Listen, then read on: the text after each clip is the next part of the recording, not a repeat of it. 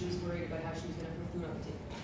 So I think getting into that realm, what would be your advice for someone who doesn't necessarily have the privilege we all might have in this room? Yeah, do you want to say that? Yeah, I really believe that the onus is partially on you as well, to feel like you deserve to be at the table and it's okay for you to be there and you have something to contribute. And that's not to say that there weren't times when I didn't feel like I was. When it comes to negotiating, for instance, whether it's a salary or a project, for me, it used to be that I felt this company, let's say it's an interview, right? And I just made it through and I'm the candidate that they want and now it's time to negotiate a salary. It used to get to a point where I used to become a bit more meek and shy about asking for what it is that I wanted, because I felt like, well, these guys want me, and that's big. It's it's a big station or it's a big company, and I shouldn't ask for too much yet. Maybe once I get in, and that's really making excuses for yourself. You know what I mean? And I used to do that, and I'll own that. And then it came to a point where I started watching some colleagues who were surpassing me, whether it was on the salary scale or whether it was in certain projects that were assigned to them. And I had to find my voice in that. And I used to be very shy.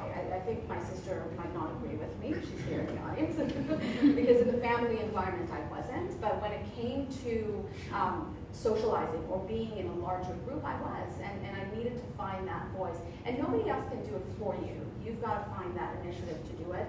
And I think the most important part is to get to a place where you know your worth at the table and what it is that you have to offer. And to me, it doesn't matter if I'm dealing with men or women. At the end of the day, we're a team in the environment.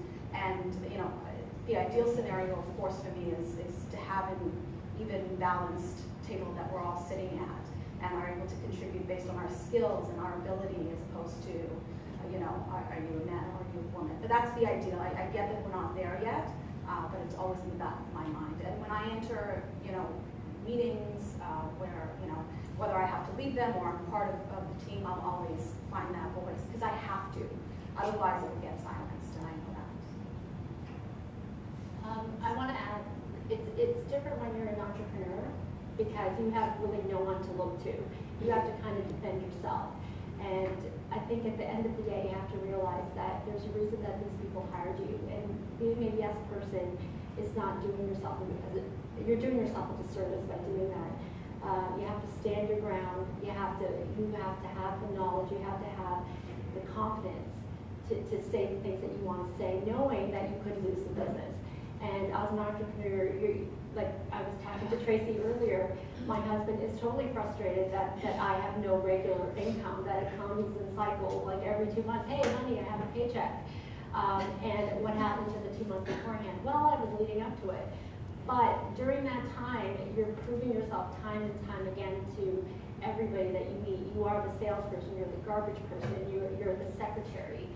You have to believe in yourself enough and have the confidence to fight for the business that you're working with. And if people want to hire you, then they have to trust your opinion.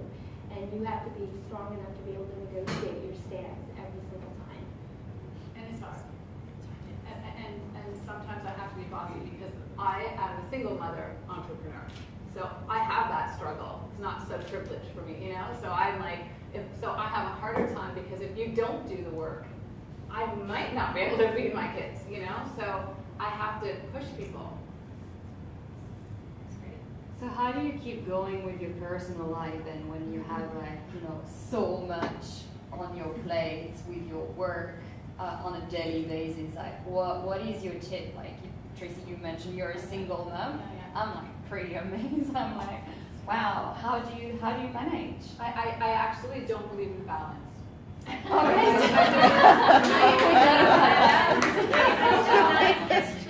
does not exist. It's about choice.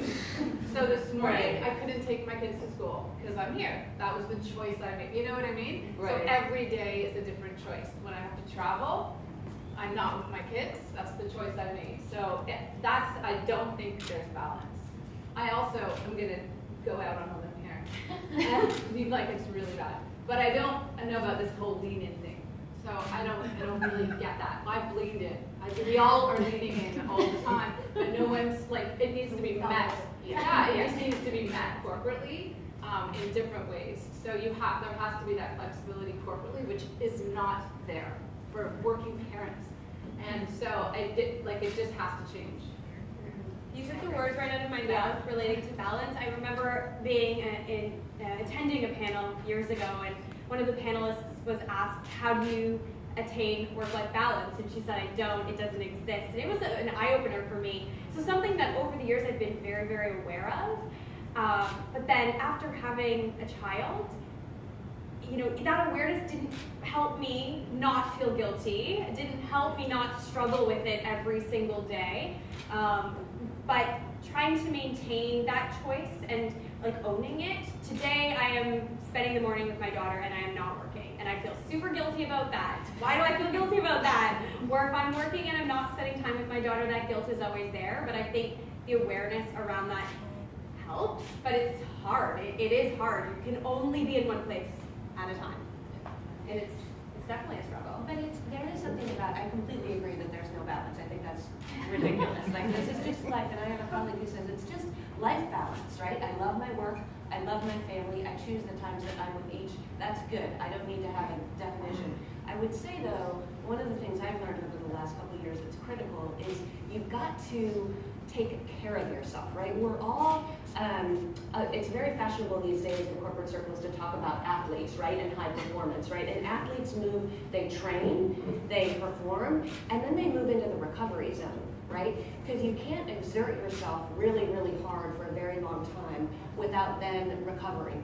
So, that kind of thing, like how do I take care of myself amidst all of these responsibilities and amidst this juggling act, I think that's critical, and I think it comes down to non-negotiables. Like, make one thing your non-negotiable, whether it's sleep or exercise or whatever. Make that your non-negotiable, get comfortable with it, and then move on to the next habit. So the woman, I'm forgetting her name, but she does a piece on radical candor that if you YouTube, it's a really nice piece on giving feedback. But she tells the story. She was at Google, and she now has her own consulting firm.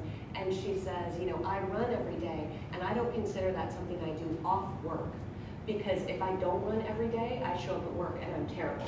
So I consider my running part of my job because it's just what I need to do to perform well, and I really like that attitude. So figuring out how to take care of yourself and not feel guilty about it, I think, is essential for performance over the long term. I think that's a great point. You have to fulfill your own personal needs first, and you're going to be better for your kids. You're going to be better for your job, and it's all connected, absolutely. Hi, I just wanted to ask a question in relation to what we've been discussing here. So I'm a working mom. I do struggle with the guilt bit sometimes, but I love to work, but I also love spending time with my kids. So for those of you on the panel who do have children, how do you reconcile with that? How do you not allow yourself to feel guilty when you're working versus spending time with your kids? Or even vice versa? It's just a constant guilt. You just have to accept the guilt. Just forget the work-life balance. Maybe we should move to the next topic. One thing I remember when I was working at Yahoo late at night, consistently every night at like 2 a.m. I would hear Cats in the Cradle on my playlist. Every single time. I knew it was giving me a message. I think, and then you realize that, especially when you work in tech, there is a culture, there's an expectation about the number of hours you put in, drinking the Kool-Aid, all that stuff. But at the end of the day, it is a choice. It is a choice, like Tracy said. And for me, my choice was to keep my family, because a couple of times I got to the point where I could have lost my family because of the choices that I made. So at some point in time, you have to determine at the end of the day who's going to be there when you have all this success and you have all this money. If no one is there, then why are you doing it? So that, for me, was very important. I always wonder why it's my choice and not the men. Like, I was married. And, why is it me? I was talking to somebody, he runs a company in aerospace, and he introduced me to his team, and it was all men. And I said, like, what the hell? Like, where's all the women? That's the first thing I do whenever I get in. I'm like, how come there's no women here? And so he said, well, you know, his partner always felt guilty. His partner was a man in his business because he was taking the women away from their family. And I said, what now? Like, what about the men that are taking, you know, like, why is it, it's a partnership? My husband runs a startup now, so he's entered this world of entrepreneurship. They've been around only since November, and his team, there's 6 founders, and he's the only one with a kid.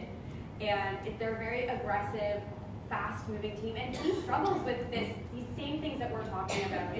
It's so hard for him, just as hard as it would be for me. He's, we have a lot of equality within our house, but it's just, it should be, and it can be just the same for men. It's just as difficult. I just think we talk about it more as women. You know, he has a hard time. He has a hard time, you know, helping his team empathize or kind of not being there as much as they are, and it's a big struggle because the rest of his team, they don't really, I mean, sure, you know, he might talk about it to them and they understand, but they don't get it, they can't relate, and so it's added this element of extra challenge within our home these days. There's actually few men